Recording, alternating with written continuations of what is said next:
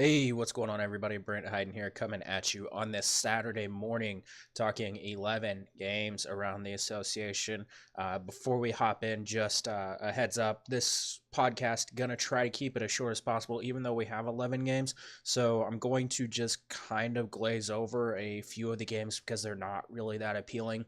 I am going to hit on the biggest games that we should be targeting here, the top plays that I have from those games, some injuries and things like that. But for the most part, you're going to be able to dig into the notes that have already been posted in Discord to find out everything you need to know about the slate. And if you don't have access to Discord because you're not signed up to my daily content projections and chat, you can definitely rectify that by heading over to my Patreon page, signing up for one of the monthly options that I have available over there, or you can send me a direct message on the Twitter machine. My Twitter handle at BrentHayden1 is in the description down below alongside my Patreon web address. But let's go ahead and hop into the games because there is plenty to talk about.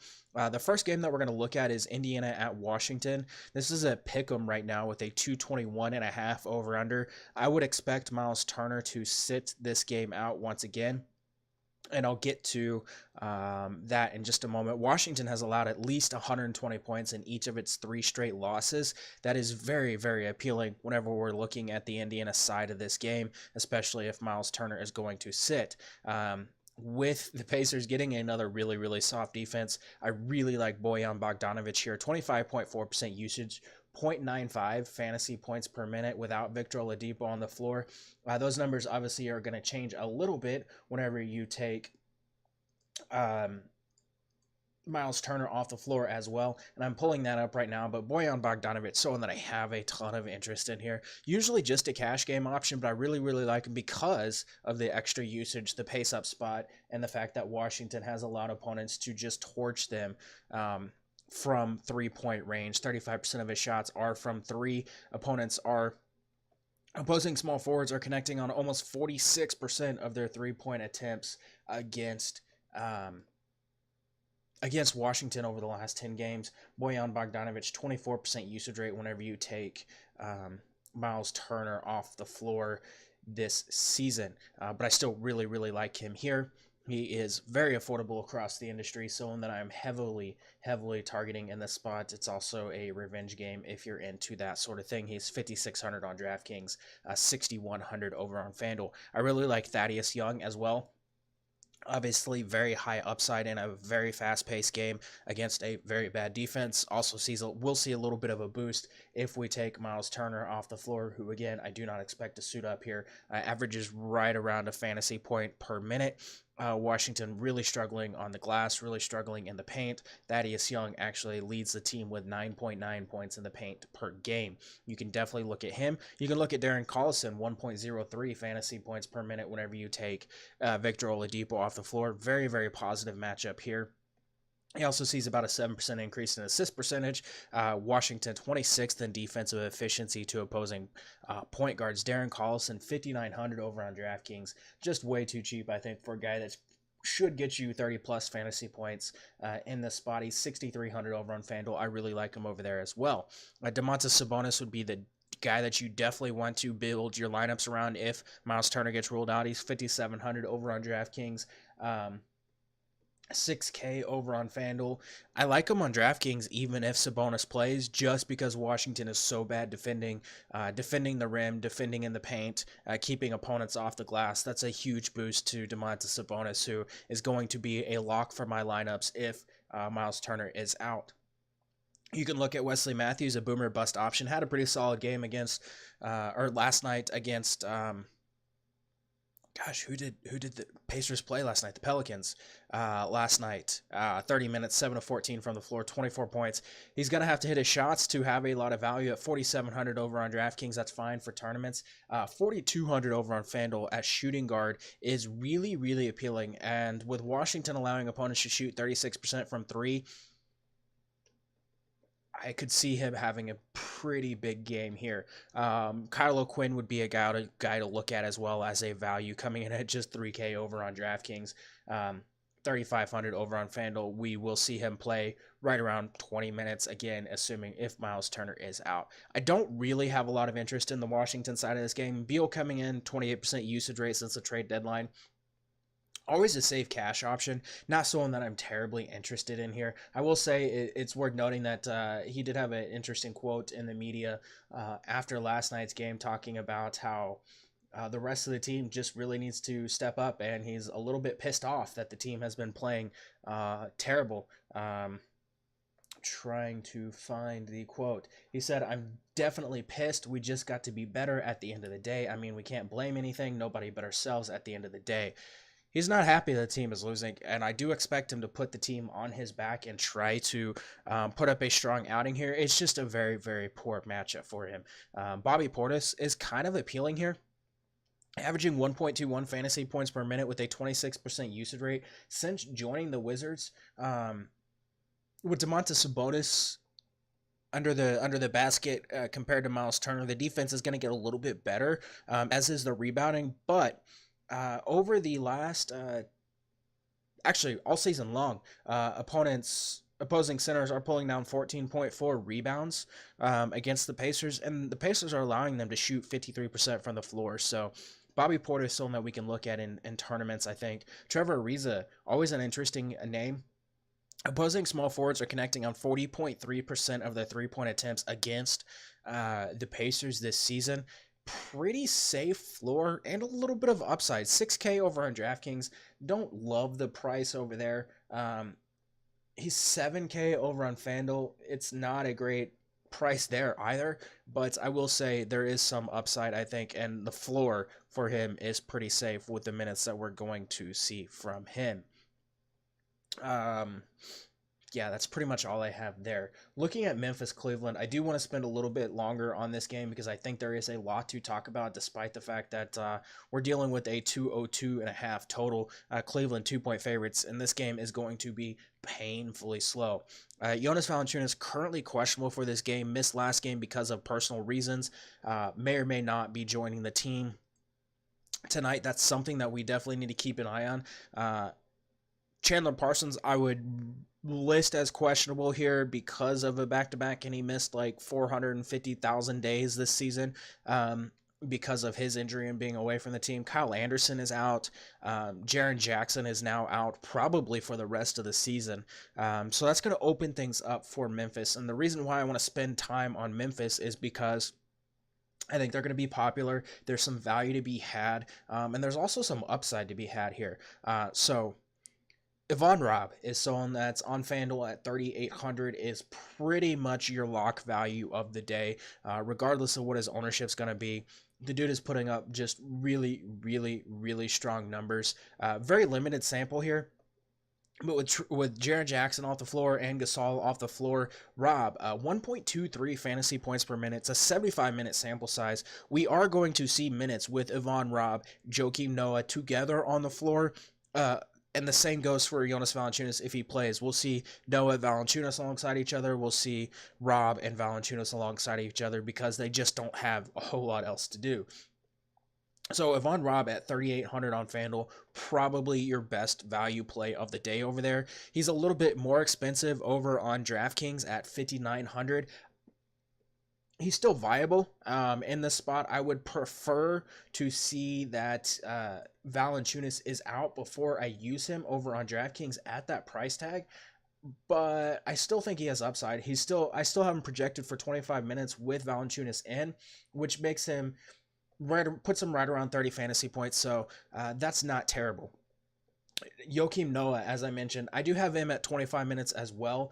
He's averaging like 1.1. What is it? He's averaging, let me pull it up just to be sure. Again, we're dealing with a limited sample size. 91 minutes for Noah with the Grizzlies and with Marc Gasol and Jaren Jackson off the floor. 1.3 fantasy points per minute. So at his current price tag on DraftKings, regardless of Valanciunas' status, Noah is definitely interesting. We saw him put up a monster game. We know he's going to get at least some minutes here. I think he's even fine over on FanDuel. Like, you could drop his score, all else fails. I currently have him projected right around 30 fantasy points as well. But that's not factoring in the fact that he's averaging 1.3 fantasy points per minute without Gasol. That is in the equation, but it's also weighted by his season average this season. Um, but I mean, even if he's getting 24, 25 minutes, that's still a really, really safe floor with upside for Noah. Valanciunas, if he plays, gonna be a lock in my lineup. 6,800 on FanDuel, a little less appealing. 5K over on DraftKings, very, very appealing. We've seen the upside out of him. He's a dude that's averaging like 1.3 fantasy points per minute this season. We know he's going to put up big numbers if he gets the minutes. I would expect him to get 20, closer to 30 minutes, I would think, in the spot tonight. So in a matchup that I do really, really like for Valanciunas, I think he is a great option. There's going to be a lot of usage to go around. Looking at Mike Conley, he's definitely better suited for cash games, I think. But on FanDuel, he makes for an interesting tournament option. 7,700 on DraftKings. He's still interesting at 7,700 in tournaments. He has upside. 25 points, 10 assists last game. 50 fantasy points against the Clippers. It is a really good matchup. Again, I should mention pace going to be really, really low here, but Cavaliers 30th in defensive efficiency to opposing point guards. We're dealing with a limited sample again with Mike Conley here, but 60 minutes without Jaren Jackson, without Marc Gasol on the floor this season. 30.1% usage rate, 1.32 fantasy points per minute. So those numbers very, very attractive. I do have a lot of interest in Mike Conley here tonight. Lastly, Avery Bradley, I think, is an exceptional play in all formats, especially on DraftKings at his price tag on DraftKings, where he is just really cheap. FanDuel, it is a little less appealing because he's like 5K over there. But on DraftKings, 3,900, that's pretty appealing. 55-minute sample size here, 25% usage rate, 1.02 fantasy points per minute without Jaren Jackson on the floor. So he's a guy who's going to take double-digit shots. We've seen that pretty much every game since coming over to Memphis. He's going to play a ton of minutes. It's a very positive matchup. Again, pace does kind of suck, but at 3,900, he has probably a 24, 25 fantasy point floor and does have upside to do a little bit more. I don't know that I buy into the 1.02 fantasy points per minute that he's currently averaging or the 25% usage rate, but again, from a minutes perspective, matchup perspective, it does make a lot of sense on DraftKings to get some exposure to Avery Bradley. A little bit less sense over on FanDuel, but still don't hate it. I do think on FanDuel, you can take a look at CJ Miles. 72 minutes without Jaren Jackson, 21.3% usage rate, averaging just 0.69 fantasy points per minute.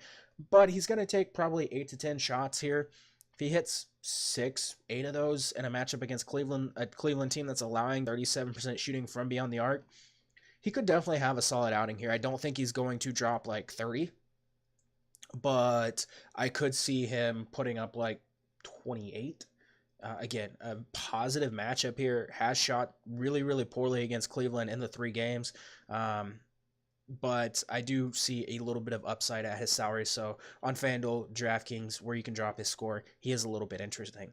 Looking at the Cleveland side of things, I posted some interesting numbers in the notes, so I don't want to go too in depth here because I want to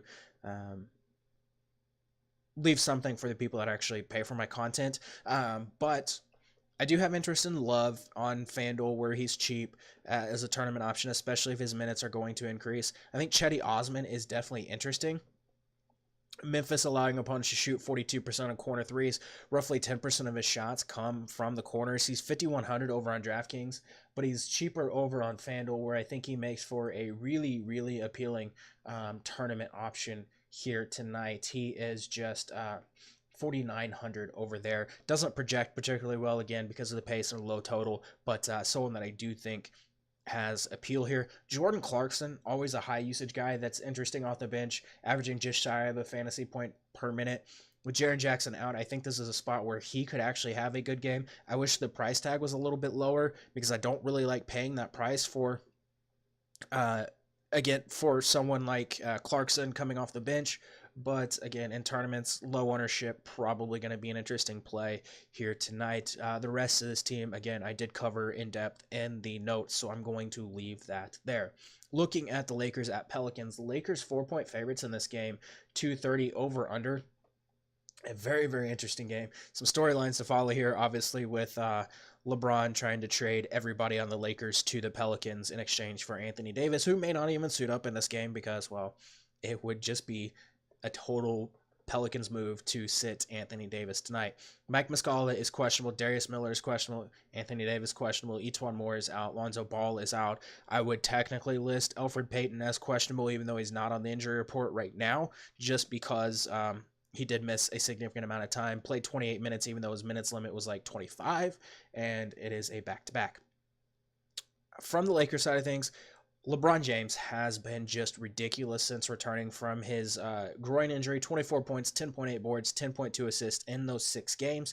As I noted in the notes, since the start of February, James has posted a 29% usage rate, averaging 1.53 fantasy points per minute. He has averaged 22.4 potential assists per game. That is ridiculous. 22.4 potential assists per game. I'm actually pulling it up right now because I do want to see so for the entire NBA, Russell Westbrook for the season averages 20.4 potential assists per game. So LeBron James averaging 22.4 since the start of February. Pretty impressive. That leads the NBA. Russell Westbrook since the start of February, 22.3. Then a drastic drop off to Trae Young, who is just 16.9. LeBron James, my favorite stud on the entire slate, actually. I do like Russell Westbrook, and I'll get to him later, but LeBron James at 10-8, very, very appealing. This is a spot where, again, like last game, he's going to be a very high usage option, going to play a ton of minutes, going to take a ton of shots. There's a lot of upside here for LeBron James, especially at that 10-8 price tag over on DraftKings, even at 11-8 over on FanDuel. You can make a case for Kyle Kuzma. I do kind of like him in this spot. Posted a 27.4% usage rate, averaging 1.01 fantasy points per minute since the start of February. He's second on my list as far as where I like Lakers options here. He's just 6,800 over on FanDuel, 6,300 on DraftKings.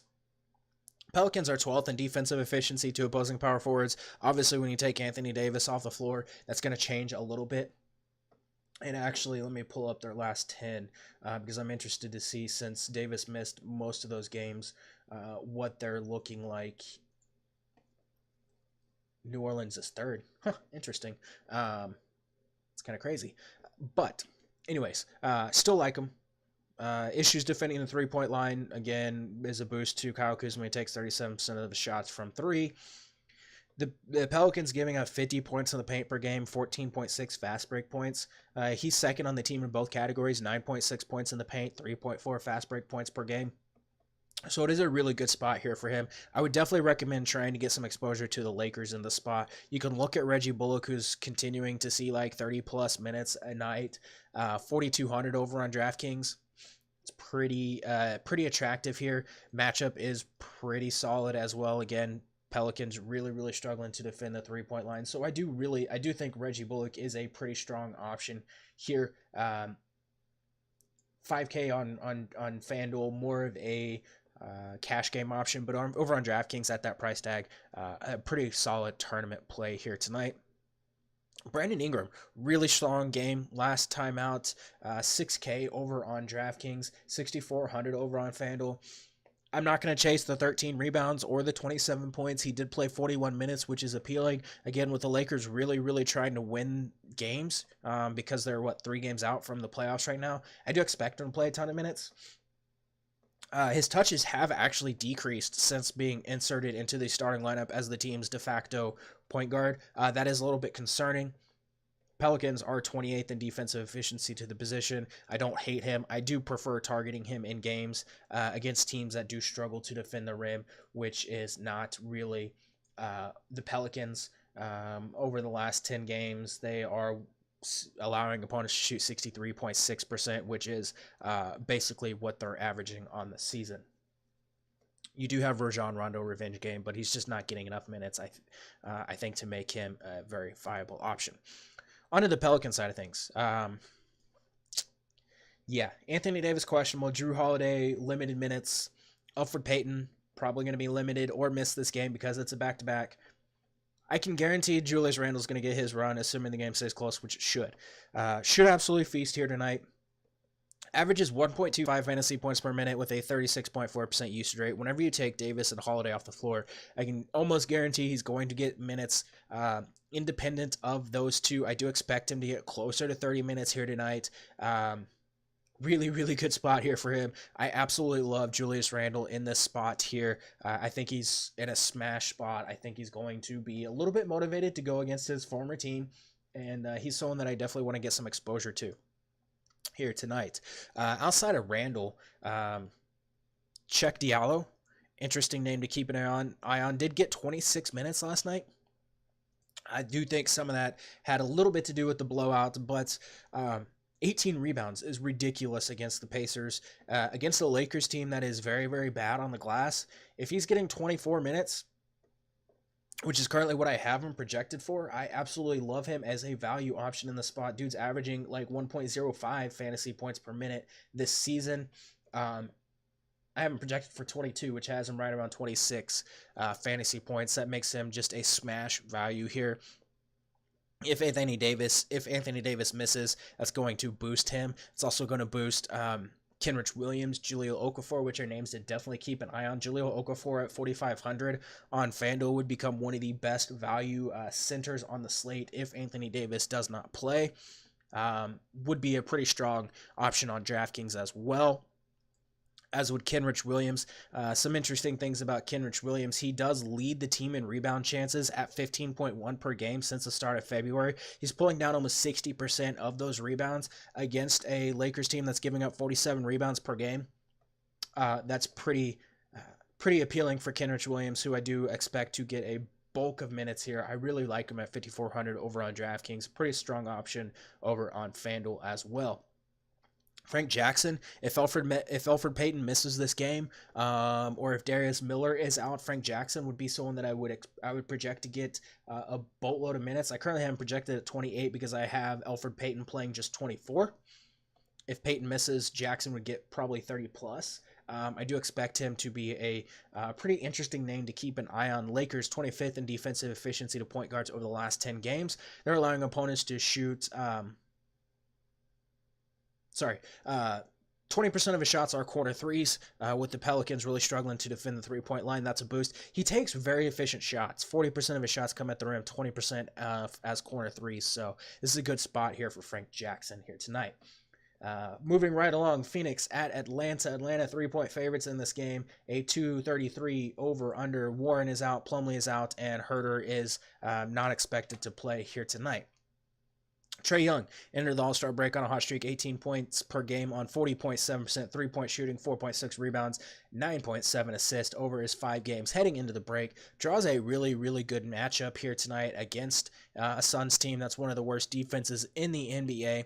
Trae Young coming in at 7,800. I have a ton of interest in him. He's going to play a ton of minutes now that they don't really have a true backup point guard. This is a really, really good spot for Trae Young. He's going to be someone that I want to force some exposure to here tonight on the Atlanta side of things. Just a smash spot here for Trae Young. So going to be someone that I have a ton of interest in here. Outside of Young, Dwayne Dedmon, Alex Len are perfectly fine in all formats. I think Dedmon makes for a really, really strong cash option. Alex Len, more of a tournament option. It is a revenge game for Alex Len, so there is that for him. Dedmon coming in at 5K over on DraftKings, 5,400 over on FanDuel. We're still going to see him not play more than like 26, 28 minutes, but in a very, very positive matchup, I'm perfectly fine rolling that out. We did see upside out of him last night. I don't expect the same thing here tonight, but it's a really, really good spot for Dwayne Dedmon. Alex Len, as I mentioned, probably going to get about 20 minutes here. I currently have him projected for a little bit less than that. I probably need to bump it up, but a pretty solid value. You can look at Torian Prince, who is in a superb matchup with the Suns, really, really struggling to defend opposing small forwards. They're allowing 36% shooting from three, 45% overall from the floor. At 4,500 over on DraftKings, 5,100 on FanDuel. A pretty solid spot for him. He's just been playing really bad, and that's somewhat concerning. Not someone I'd be forcing exposure to. Kent Bazemore, averaging like a fantasy point per minute this season, going to play 33, 34 minutes in a positive matchup. I think he's very, very interesting as a value. Projects to be an extremely good value play here tonight. 37% of his shots are from three-point range. Phoenix has allowed opposing shooting guards to shoot 42.2% from three, so I would definitely recommend getting some exposure to Bazemore or Trae Young in the spot. Both guys going to play a ton of minutes. Both guys going to do the majority of the ball handling for Phoenix, so this is a good spot for one of those two guys. I would make sure to have exposure to at least one of them. On the Phoenix side of things, Devin Booker, 33.6% usage rate, 1.26 fantasy points per minute. Without Warren on the floor this season, he has been somewhat underwhelming, but I'm still going back to the well. 40 fantasy points against Cleveland, 10 of 20 from the floor, 7 assists. Didn't get a whole lot of rebound. Only got 1 rebound in that game. But I'm still going back to the well with Devin Booker. Going to be a core option for me tonight. Atlanta 29th in defensive efficiency to shooting guards, 29th in defensive efficiency to point guards. Kelly Oubre got the start against Cleveland, paid off big time, 23 points, 4 rebounds, played 41 minutes in that game. And if he's going to be playing upper 30s in minutes most nights, it's going to be tough to ignore him given the type of player he is. Takes a lot of shots from three, takes a lot of shots at the rim. He is 5,200 over on FanDuel, a really, really good option over there. He's 6K over on DraftKings. Not as good of an option there, but again, if he's going to be taking 15, 16 shots, playing like 35, 36, 40 minutes most nights, given that he takes a lot of very high efficiency shots at the rim and from beyond the arc, I could see Kelly Oubre being a pretty strong option. He does take a usage hit, being in the starting lineup alongside Devin Booker, 23% usage rate, only averaging 0.89 fantasy points per minute, but it's still such a good spot for him. I'm okay with rolling him out. Atlanta 26th in defensive efficiency to opposing small forwards. Atlanta first in fantasy points per game to opposing power forwards, 27th in defensive efficiency. That makes Josh Jackson a really good option here tonight as well. 5,800 over on DraftKings, 5,900 over on FanDuel. I am perfectly fine rolling him out as well. Has upside, did not play terribly well against Cleveland, but still someone that I think has plenty of upside. We saw it against Atlanta. Only 30 minutes against Cleveland. I would expect him closer to probably 32 here tonight, so that's pretty appealing for Josh Jackson. Tyler Johnson, superb matchup here. I'm not chasing Tyler Johnson here. Projects extremely well. Again, really, really good matchup. 4,100. It makes sense. I don't see him pulling down 8 rebounds tonight. I don't see him getting 2 blocks, 2 steals. He's shot so poorly. It's really, really tough to trust Tyler Johnson in the spot. If he's going to be popular, which I don't really know what his ownership is projected at right now, I'm probably going to fade, even though he projects to be a really, really good value. You can use DeAndre Ayton in all formats as well. Not really a spot that I'm forcing exposure, though. Moving on to Brooklyn at Charlotte. Charlotte 2-point favorites in this one, a 226.5 over under. Karis LeVert shooting 36% from the field since returning from his injury. Allen Crabbe, 16 of 33 from three-point range over the last 4 games. D'Angelo Russell, really solid matchup here. Charlotte near the bottom half of the NBA defensive efficiency to opposing point guards. 33.2% usage rate over the last 5 games. Has seen his potential assists climb from 12.4 to 17.2 over that span. Really, really strong tournament option here. 8,200 on DraftKings, 9,100 on FanDuel. Gonna play probably about 30 minutes. Played poorly against Portland. Still, the 8 assists, really, really appealing. I expect him to shoot a little bit better in this spot here tonight. I have a lot of interest in D'Angelo Russell as a really, really good tournament option again. 17.2 potential assists over the last 5 games. I like Jared Allen on DraftKings at his current price tag of like 4,900. I don't like him on FanDuel at his price tag of 6,200. This is a really good spot for him. We saw him good game against Portland last time out. Fouled out in 23 minutes. I don't expect him to foul out against Cody Zeller, so I expect him to play more minutes, closer to 30, which is very, very appealing in a very positive matchup against a Charlotte defense that is terrible defending in the paint. They're 6th in fantasy points per game allowed to centers, giving up 45.5 rebounds, and they've allowed opponents to shoot 65% at the rim over the last 10 games. So that is a big boost to Jared Allen. That's also a boost to Karis LeVert.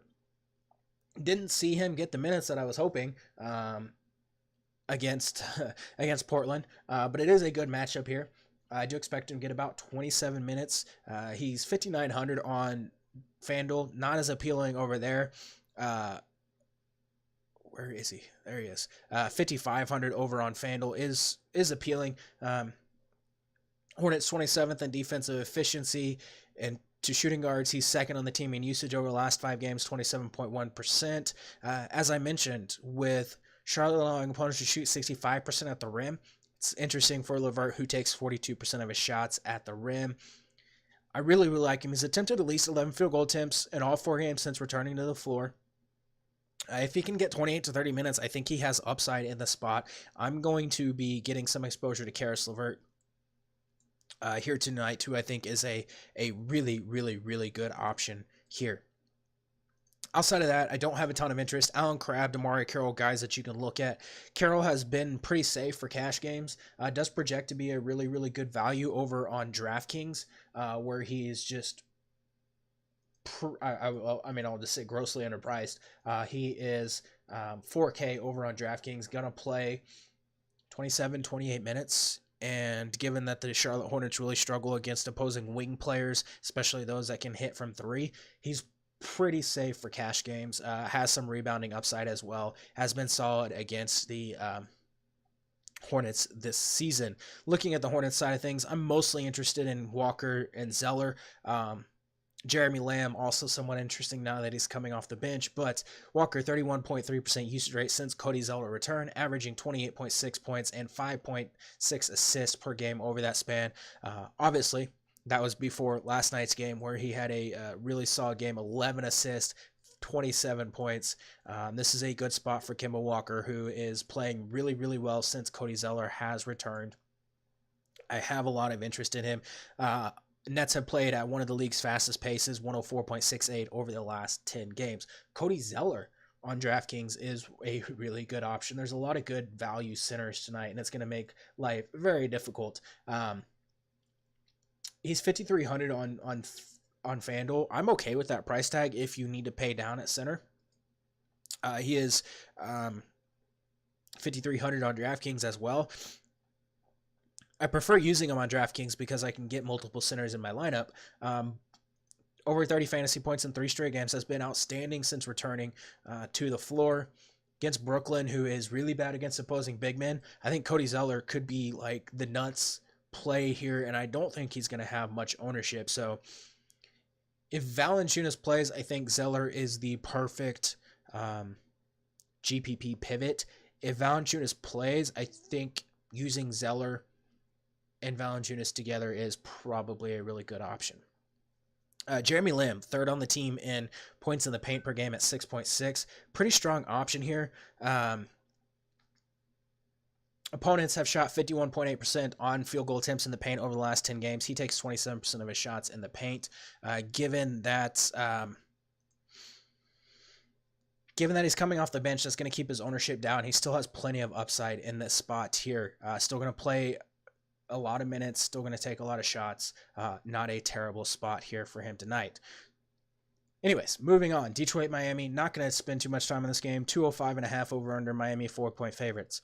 On the Detroit side of things, I like Blake Griffin here. 33 points or 33% usage rate without Stanley Johnson, Reggie Bullock on the floor. Miami 26th in defensive efficiency to opposing power forwards. They've allowed him to shoot 38.2% from three, 46.5% overall from the floor. This is a pretty good spot here for Blake Griffin. 8,900. I have a lot of interest, especially after he burned people last night by getting ejected. He's pretty much the only interest I have here. Wayne Ellington is interesting. Miami allowing opponents to shoot 36.2% on their three-point attempts this season. He's playing the minutes, at least right now. We saw Luke Kennard only play 16 last game. Ellington, 3 of 10 from the floor. It is a revenge game for Ellington, so there is that. It's the best I can do. That's really the only interest I have in Detroit. Miami, not really interested here. Justice Winslow does draw a pretty good matchup. 21st in defensive efficiency is what the Pistons rank to point guards. He's topped 30 fantasy points in 3 of the last 4. He's cheap, and that is somewhat appealing in a game that no one's really going to look at too terribly much. So from a GPP perspective, it's somewhat appealing. 5,300 over on FanDuel. Projects to be a decent option there. Pistons allow opponents to shoot 68% at the rim. Winslow takes 31% of his shots there. He's been solid against the Pistons this season. Kelly Olynyk, a name to keep an eye on. He's 3,800 over on FanDuel. He's cheap over on DraftKings as well. With the value that's going to open up, he's probably not going to be needed. Detroit is first in defensive efficiency to power forwards, but James Johnson is expected to sit this one out. Detroit is allowing opponents to shoot 40.4% on corner threes. He takes 13% of his shots there. I think he gets close to 30 minutes in the spot. He's averaging like a fantasy point per minute against the Pistons this season. So that's at least interesting. Something to keep an eye on if value does not open up like we hope it does. Dwayne Wade, perfectly fine cash tournaments. He's just a very, very high usage guy. Detroit really struggles to defend the rim. They struggle to defend shots inside the three-point line. He takes 73% of his shots there. If I was going to be like forcing exposure to this game, it would probably be Dwayne Wade, who's going to play like 25 minutes unless he's just ridiculously lighting up the Pistons, in which case he'll probably play a little bit more. But the usage off the bench is really appealing for Wade, so someone that I'm definitely going to have some interest in trying to get some exposure to. Boston at Chicago, not going to spend much time on this game. Looking at the Chicago side first, because that's really easy. Lauri Markkanen, really the only guy that I have interest in. As I outlined yesterday, his touches have been... his usage, touches, and rebound chances have been up. 25.5% usage rate over the last 5 games. Averaged like 50 fantasy points per game over that span. Of course, that was something I wrote before last night's game where he had 46 fantasy points, still double-digit rebounds. It's not a terrible spot here for Lauri Markkanen. 8K on DraftKings, 8K over on FanDuel. Again, touches through the roof. He's seen his rebound chances climb from 13 per game to 17.8 and averaging 82.4 touches per game. He's really the only player I could justify forcing exposure to. Otto Porter is interesting, putting up at least 14 field goal attempts in each of his games since coming to Chicago. Boston has struggled to contain opposing power forwards over the last 10 games, ranking 24th in defensive efficiency to them. I will say Boston, it's a good spot for them. Boston has had a tendency to rest players in situations like this. Kyrie Irving and Al Horford rested through practice last game, or through yesterday's practice. So that's something to keep an eye on. Irving in a smash spot. Chicago ranks 28th in defensive efficiency to opposing point guards. It's definitely interesting. If you want to use him in tournaments at 9,100 on FanDuel, that is somewhat appealing. Outside of that, I just don't know that I want to get a ton of exposure here. Marcus Morris, Al Horford, definitely appealing in all formats. Chicago has struggled to defend opposing power forwards and centers, 21st in defensive efficiency to the positions. With Chicago giving up 46.5 rebounds per game to opponents, that's definitely a boost to both guys. Chicago has a lot of opponents shoot 40% on corner threes. That is a pretty big boost to Marcus Morris as well.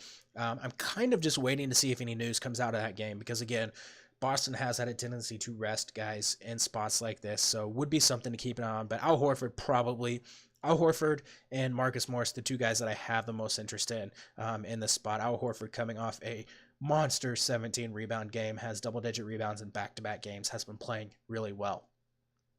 Moving on, Sacramento, OKC, trying to speed this up a little bit. 238 over under. OKC 7-point favorites in this one. OKC coming off a double overtime game. Paul George played 50 minutes last night. Russell Westbrook played a ton of minutes as well, but he did foul out at the end of the first overtime, so he only played 43. Looking at the Sacramento side of things, I really like Bogdan Bogdanovic and Buddy Hield. Oklahoma City has been decent on defense much of the season, but 109.2 defensive rating over the last 10 games, 105.3 pace per game. They've struggled to defend in the paint, where opponents have shot 50.5% from the floor there. They've struggled to defend against opposing small forwards all season long. They rank 21st in defensive efficiency, and they're second in fantasy points per game allowed to opposing shooting guards. Buddy Hield is averaging 26.7 points per game against Oklahoma City this season. That includes a career best 37 points. Back in December, he has double digits in scoring in 23 straight games, recording 20 or more in 12 of those games. As I mentioned, Bogdan Bogdanovic entered the starting lineup alongside Barnes and Hield last game. He's definitely interesting here. Really, really cheap. Solid floor for Bogdan. Just because of the price alone, he comes in at 4,600 over on FanDuel. He's just 4,600 on DraftKings as well. He's just a guy who's gonna consistently get you 25, 26 fantasy points. He's done that. He's top 25 in 7 of his last 10 games. Again, with OKC struggling to defend opposing small forwards, it's interesting. He does take 20% of his shots in the paint. As I mentioned, opposing shooting guards have had some success against Oklahoma City this season. Buddy Hield averaging just shy of 40 fantasy points per game against OKC this season. Going to take a ton of shots. Has taken at least 15 shots in all but 2 of his last 10 games, connecting on a career high 44.6% of 3-point attempts. I really like Buddy Hield. It is somewhat of a homecoming game for Buddy Hield, who played here at the University of Oklahoma, averaging over a fantasy point per minute. I like him in a spot against a very tired Oklahoma City defense. You can use Harrison Barnes, always a strong cash game option. Marvin Bagley, I think very, very interesting in GPP, second on the team in points in the paint at 8.6. 6,100 over on DraftKings. He's cheap over on, or 6,100 on FanDuel, 6,100 over on DraftKings as well. We saw him play a ton of minutes last game. 33.5. I don't have him projected for that right now. I have him projected at 26, but it's still a pretty interesting spot here for him tonight. He's, again, second on the team in points in the paint. Has seen over 30 minutes in 2 of the last 3 games, so definitely interesting. He got minutes at the 3 against Golden State, which also makes things a little bit interesting for him. De'Aaron Fox, always fine in tournaments, but with Bogdan in the starting lineup, as I've hammered on most of the season, he does have he does average like 3 fewer fantasy points per game when sharing the floor with Bogdanovic. Willie Cauley-Stein, interesting in tournaments as well, 4,600 over on FanDuel. That's kind of appealing. He's 46 over on DraftKings. Center's really deep, so it's not someone I'm definitely like forcing exposure to, but just a cheap option. Still putting up decent numbers, 1.09 fantasy points per minute this season. Paul George has led the team in usage since February 1st, 32.5%. I imagine that actually went up after last game. Let me pull that up real quick because it's kind of important, even though he did play like 50 minutes last night. 31.9% usage rate since February 1st. Russell Westbrook 30.4. George 36.2 points, 8.4 rebounds, 4.9 assists, 58.1 fantasy points per game since February 1st. Again, I did take that down last night, so that has obviously changed because he had another monster game last night. So let's take a look and see. Paul George since February 1st. 38.9 points per game on 48% shooting, 42% three-point shooting, 7.9 rebounds, 5.3 assists, 1.9 steals, 60.1 fantasy points per game.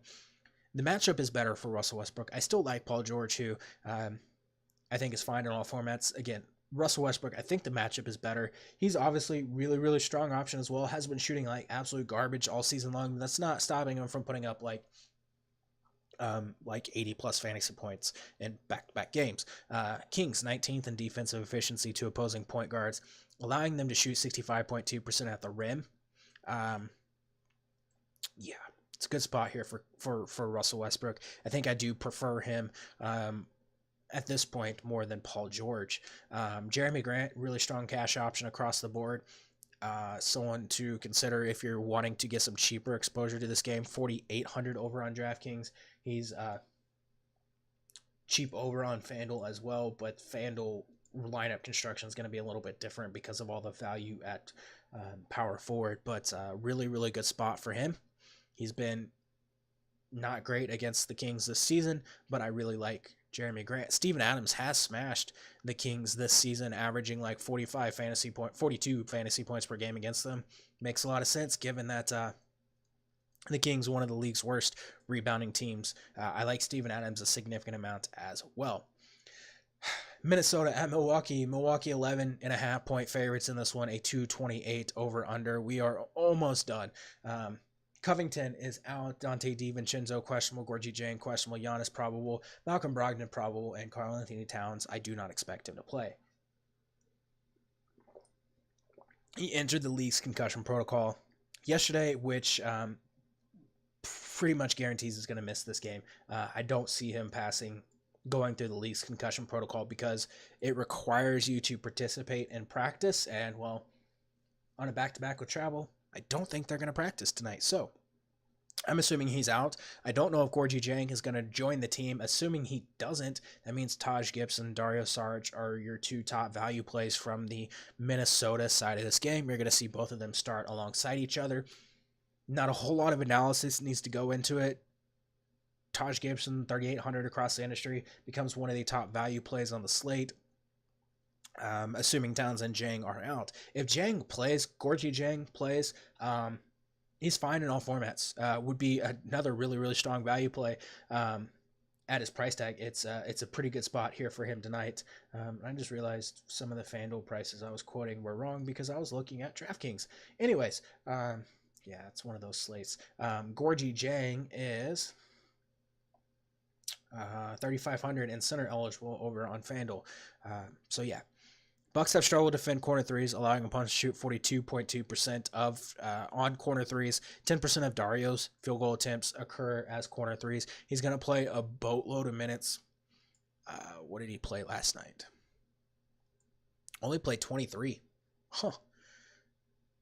Who the hell got all the minutes then? Would have had to have been Luol Deng, 29. Anthony Tolliver, 20. That's interesting.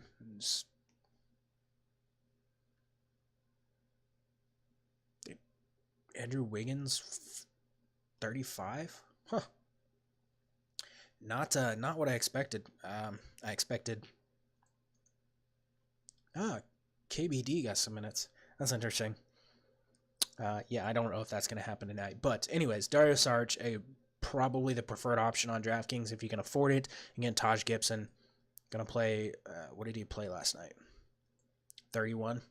Yeah, so Taj Gibson, really, really strong value regardless. You can look at Andrew Wiggins, again, with a lot of shots to go around. He's a pretty strong value, near 25% use rate with Towns off the floor, limited sample.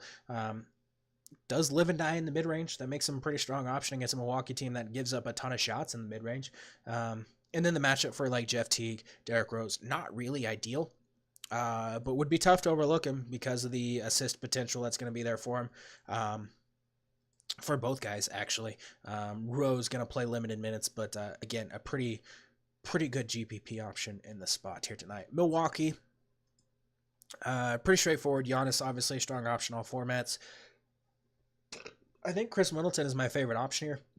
Wolves, 29th in defensive efficiency to opposing small forwards, have allowed them to connect on 40% of their three-point attempts this season. That makes Chris Middleton really, really good option here because he takes so many of his shots. 40% of his shots come from three-point range. He's 6,400 over on FanDuel. I love him in tournaments over there. He's affordable over on DraftKings as well at 6,200. I really, really like him here tonight as well. Malcolm Brogdon, always top tier cash option. Eric Bledsoe, just an MME play for me. Yeah, I'm mostly looking at Chris Middleton from the side, and I would caution against, or I would note that Milwaukee, another team that tends to rest players against lesser opponents. Minnesota without Towns, a lesser opponent, so something to keep an eye on there. Looking at Houston Golden State, this game gonna be popular. Golden State 8.5-point favorites, 235 over under. Harden questionable, but he's not gonna miss this game. Livingston, I guess questionable, was ruled out like halfway into the second quarter last game, and then Iman Shumpert remains out for Houston. James Harden, Chris Paul, obviously strong option here. I think the price tag on Chris Paul just makes no sense, especially in this matchup. 7,600 on DraftKings, 8K on FanDuel. He's just been really good since returning from injury. Has over 40 fantasy points in all but one game since returning from his injury. 55 fantasy points against the Lakers, another fast-paced, high-profile matchup. Warriors allowing him to shoot 38% from three. I like some Chris Paul here. They also really struggle to defend the rim, allowing Punch to shoot like 65% at the rim. 14% of his shots come at the rim. We know the assist numbers should be there for him. I really like Chris Paul in all formats here tonight. James Harden, obviously a strong option here. Again, I do prefer Russ. I do prefer LeBron over Harden, but against Golden State, kind of tough to argue against James Harden. Eric Gordon, 5,300 on FanDuel, 4,400 over on DraftKings. I know he's not great. I know he doesn't have a ton of upside, but 4,400 for a guy that's going to play like close to 40 minutes, assuming this game stays close, I can't really argue against using him. He's top 20 fantasy points in 5 straight games. That makes him really appealing for cash games. The minutes being on the floor in a spot like this makes him appealing for tournaments, especially on DraftKings at that price tag. So really, really interesting option there. You can use PJ Tucker, going to play a ton of minutes, but has been putting up some really empty stat lines against the Warriors and last game against the Lakers. Clint Capella, I think, is a really strong option here. Saw 33 minutes in his first game back. Warriors 19th in defensive efficiency to centers. They're giving up 15.7 rebounds to opposing big men. 6,800. He demolished the Warriors last time out. He had, I have it here, 29 points with 21 boards last time these teams faced off. Yeah, he has upside. Did not play particularly well against the Lakers, but the 33 minutes was really good to see. And now that Cousins is there, his minutes are a little bit more secure. Looking at the other side of this game, Curry, Cousins, Green, the most interesting options here for me. Houston 17th in defensive efficiency, 2 opposing point guards. He's my favorite option here. Even with Clint Capella on the floor, the Warriors the Rockets have really struggled to defend the rim. They've struggled to defend in the paint. And, of course, Curry just ridiculously good from three. He's taken 21% of his shots at the rim and averages like 6.9 points in the paint per game. So I love Stephen Curry here. And his price tag is really, really attractive as well, especially over on like FanDuel, where I think he's like the 3rd highest priced point guard. He's just 9,500 over there. He's appealing over on DraftKings as well at 9,200. I like DeMarcus Cousins. Did foul out last game. No, he didn't foul out. He got in foul trouble though against the Kings. He's off his minutes limit. The only thing that's going to limit his minutes now is foul trouble, but averaging like 1.37 fantasy points per minute in a very, very good matchup. High total game, fast pace. If he's going to get 30-plus minutes, I think DeMarcus Cousins at 7,100 is just way too cheap. Draymond Green. Rarely counted on for scoring, but Rockets allowing opposing power forwards to shoot 47.7 from the floor, 39% from three. He makes more sense over on DraftKings at 6,100 than he does over on FanDuel at 6,700. But I think he's my 3rd favorite option on the slate, or on this, from the Warriors side of this game. Kevin Durant, I'm not chasing the 7-block game against the Kings, but you can use him in tournaments. Again, he's always just going to be a tournament option going forward, just because he's the most affected by Cousins being there. Klay Thompson, not really a spot where I want to target him tonight. Last game of the night, not going to spend a whole lot of time on this one. Dallas at Utah. Utah 10.5-point favorites, 215 over under. I wouldn't expect Doncic to play. He's questionable for this game. If he sits, Tim Hardaway Jr., very, very interesting. 44 minutes without Doncic on the floor this season, averaging 1.29 fantasy points per minute, 38.5% usage rate. He would be someone that I would definitely consider at 5,200. Played like garbage against the Nuggets, but 12 shots in 28 minutes is somewhat appealing. Has not been great against Utah this season, but Utah does struggle to defend the three-point line. That usage is really tough to ignore. I don't really want to chase the Jalen Brunson game in a terrible matchup. People are going to do it, though. Sure, he's not going to score 22 points again. Yeah, it's not going to happen. So, yeah, Maxi Kleber is interesting. Utah has really struggled against stretch bigs. His ability, he takes like over 70% of his shots from three.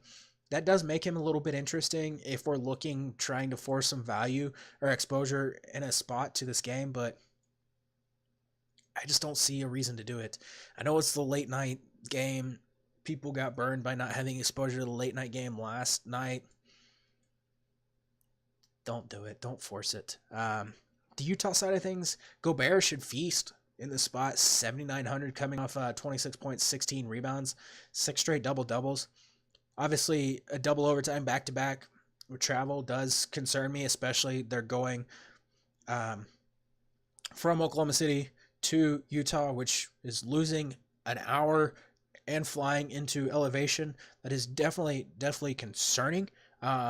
But Dwight Powell and Maxi Kleber not going to keep Rudy Gobert off the glass. You could look at Derek Favors, Jay Crowder. Not a great matchup here. Dallas 6th in the defensive efficiency to power forwards. Favors takes 67% of his shots at the rim. Dallas allowing opponents to shoot 66.1% at the rim. So I guess Dallas does rank 20th in defensive efficiency to opposing shooting guards. Donovan Mitchell, 20-plus real points in 18 of the last 19 games. Again, if you're trying to force some exposure, there you go. But I'm not really that interested in that game. It's just not very appealing. Yeah, that's that. So, still didn't keep this one very short, so I do apologize for that. But good luck in all your contests tonight. Be back on Monday because we have 11 games on Monday. Woohoo!